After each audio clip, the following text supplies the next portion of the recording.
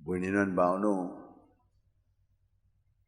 आयच्या देवाच्या उतरान तुमच्या काळजांनी कितें तरी उपरासलां आसतलें. तुमची चिंतना भावना तुमी जाणात, तुमच्याच खोंतीत आसतनी आसतात. पूण तांकां देवाचें उतर म्हणल्यार तूं सुटावे दितात. आनी अशें तुमचें सगळें घडलां आसतलें. पूण हांव तुमकां हें दाखोवंक सोदतां, आमी सगळीं जेजूची आनी जेजू देवाचो अशें आमकां पयले वाचपान सांगलां. आनी सगळ्यो वस्तू पळय आसात त्यो आमचे पासत फकत ह्या कारणाक लागून की आमी अदीक जेजूची जावच्या. हिंचेच वस्तूक आमी चिटकोन रावंक फावना. आनी चिटकोन रावत तर आमी मूर्ख, आमी शाणी न्हय. शाणी जाल्यार आमी हिंचेच वस्तूक चिटकोन रावचें ना, कित्याक हें सगळें सोंपतलें. फकत जेजूकूच आमी चिटकोन रावंक जाय. आनी दुसऱ्या वाचपान आमी पळयता कशे भाशेन आनी कित्याक लागून ताका आमी चिटकोन रावंक जाय. कित्याक तो सगळें जाणो आनी आमी कोण तर, आमी ताचे सांदे. म्हणटोच तो आमकां वावुरतलो जशे भाशेन ताका जाय पळय ते प्रमाणे. आनी हें केलें म्हणटच ताचे सर्गीचें राज अदीक आनी अदीक आमी बांदतले. हांव तें घडोवन येतलें आनी हातून आमकां कितले आनंद मेळटलो. हें आमचें काम न्हय, हें ताचें काम. आमी खूब पाटी आबोलार जाता. आतां आमी आयकलें म्हणटच आमी शिंतीत जाता.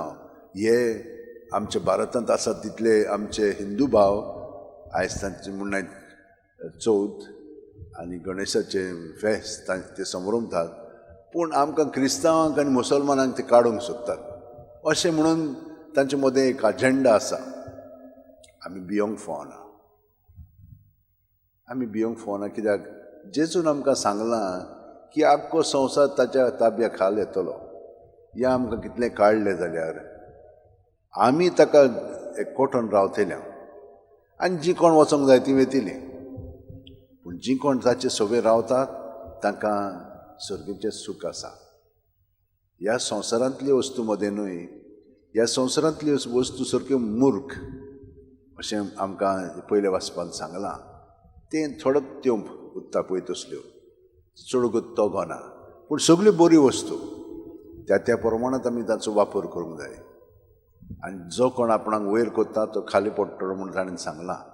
आयज एका सांताचें तुमकां हांव थोडें सांगूंक सोदतां. ताचें नांव जायल्स. ताच्या नांवान खूब मंदिरां म्हणजे इगोर्ज्यो फ्रांसाक बांदिल्ल्यो आसा. तो कोण पळय तो लोक नको आसलेलो. निमेस म्हणटा पळय त्या एका जोंगळांत तो एकसुरो एके दोलींत रावतालो. ते म्हणटात घोडेक तो दक्षिण फ्रांसाचो ओ घोडेक ग्रीसाचो. उगीच येवन तो थंयसर आपलें जिवीत सादतालो. आनी इतलें भाग्यवंतपणान ताणें जिवीत सारलें की थंयसर एक फ्रांकाचो राजा आसलेलो तो कासाक वेतालो. एका मेरूक ताणें मारलें आनी तें मेरू ताचे दोलींत वचोन ताचे शीत ताणें आसरो घेतलो. हो राजा आयलो आनी ताका तेन्ना तो मेळ्ळो. ताचें जिवीत पळोवन आनी हें मेरू ताचे शी आयला म्हणून ताणें एक व्हडलें मोठ ताचे पासत बांदलें. आनी ताणें मागीर तो मोठादूर पोती म्हणून जालो आनी खूब ताचे चडशीं शिश्य येवंक लागले. थंयसर एक व्हडलें शार बांदून आयलें सेंट जायल्स म्हणून.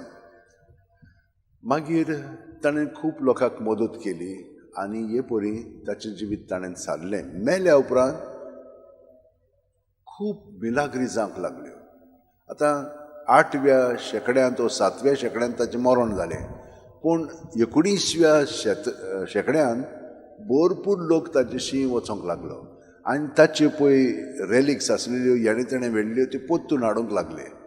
आनी ताचो टूम पळय आसा तो फोण आसा तो ताणें डिस्कवर केलो. आनी खूब मिलाग्री जावंक लागल्यो. कंपोस्तेला म्हणटा पळय स्पान्यांक आनी रोमांक इतलो लोक वेतालो. पूण हांगसरूय खूब लोक त्या शेंकड्यांत वचोंक लागलो.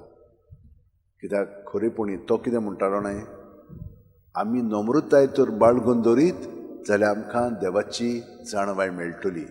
जो कोण आपणाक वयर करूंक सोदता ताणें जितलो खाली येवंक जाय आनी त्या प्रमाणे देव ताका वयर काडटलो. भयणीन आनी भावनो, हें कितें आमी आयकोंक ना, पूण तें आमच्या जिवितांत जेवपाक फकत जेजूची गोठाय जाय. आनी जितली आमी ताका आजीर जातली हांव तितली आमी फुडें वेतली हांव. तर आमी सायबीणमाय वेलांकनी सायबीणमाय कडेन मागया आमचें जिवीत अदीक आनी अदीक तिणेन जशे भशेन नम्रतायेन सारलें तेच भशेन आमचें सारया. आमचे हात अशे उलटेन दवरया, पाट स्ट्रेट दवरया, दोळे बंद करया आनी प्रत्येक सुस्कारांत जेजू आमचे भितर बरोवन येता, कुडींत मनांत ओतम्यांत सगळें ताचें सोबें आसा. ताचें सोबें आमी तें दवरया. सुस्कार भायर सोडटना जेजूच्या नांवान तें भायर काडया. कित्याकूच आमी चिटकोन रावचें न्हय. दर दिसा हे भशेन आमी जियेत तर आमी सुखांत जियेतले हांव. नाजाल्यार खंयच्याय वस्तूक आमी चिटकोन रावत तर आमी मूर्खपणान जियेतले हांव.